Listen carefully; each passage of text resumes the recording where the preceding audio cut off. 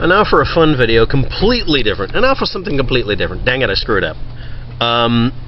What color do you remember chartreuse? Okay, this is the problem. I'm an RGB kind of guy. Chartreuse, that's one of those stupid sounding words. I know it has an origin or some sort. The fact is that here's another color group.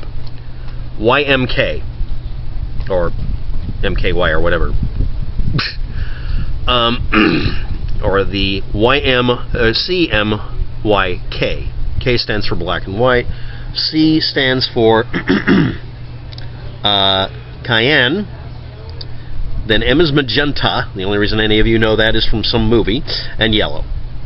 Now, why do we have cayenne, magenta, and why is K black, basically? This is for printing purposes. Otherwise, as opposed to red, green, blue, and white for color.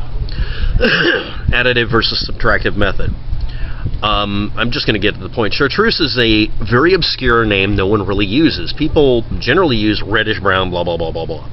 So this isn't even a Mandela effect thing. This is something even more basic.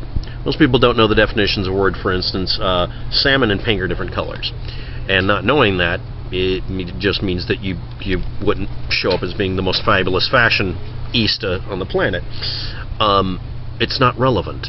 So if anybody's curious about the Mandela effect, chartreuse, and what color is it, the answer is I never found out and I don't care because I never had a reason to use it, and most people didn't.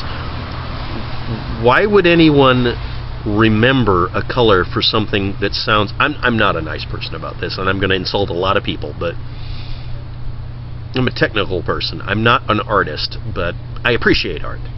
I don't appreciate philosophy. And Mandela is falling firmly in the grasp of bordering on woo, the Mandela effect. Why the hell would I even try to look up such a completely goofy sounding name as chartreuse for a color? I know it's a color name, but I've never used it.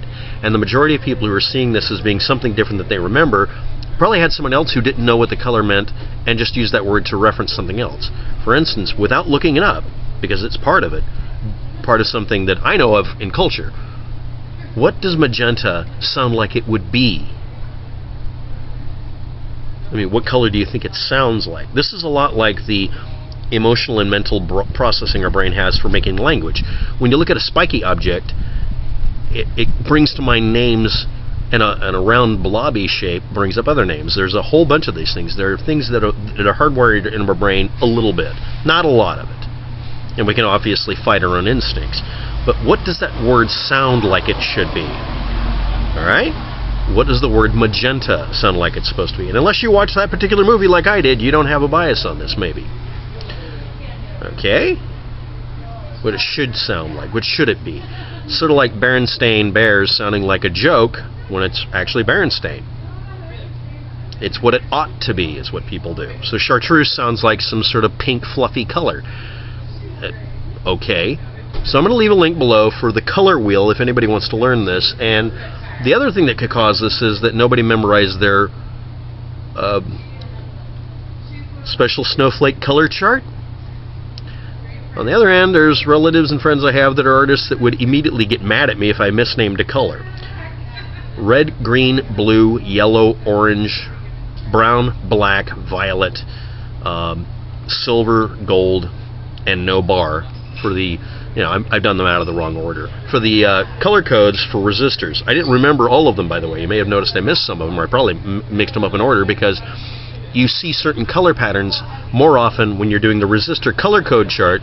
And how many of you already knew what that was, and how many of you are now going to have to look at the links below to find that? Well, everybody knows that. Well, not everybody knows that. And not everybody knows what chartreuse or mauve is, or salmon, or cyan. Some of you might remember that only from the badly way I pronounced it, from a video gaming company that made the game Myst. And I probably mispronounced that.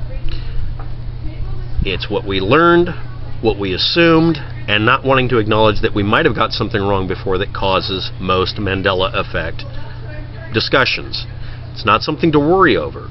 If you don't want this to happen anymore, learn what actually happened in the past and stop assuming that if something's different than you remembered, that history is wrong. I think we're getting to the crux of this. And yeah, clouds look different to you when you were younger because you probably were in a different area, or maybe the environment has changed, or maybe there's more airplanes flying, or maybe you just remembered wrong because your brain compressed it just like everything else in your life. You don't remember things as well as you think you do. No one does. So if you looked at this video about the Mandela effect, you might want to try acknowledging that maybe, just maybe, the more emotionally driven you are about the subject, the less you're willing to acknowledge that you do or do not remember whether or not I deliberately poked at my ear once, twice, or 3 times during this video. How many are you going to rewind it and I'm going to trick you into giving me extra views? Thanks for watching. Have a good day. Good luck with that.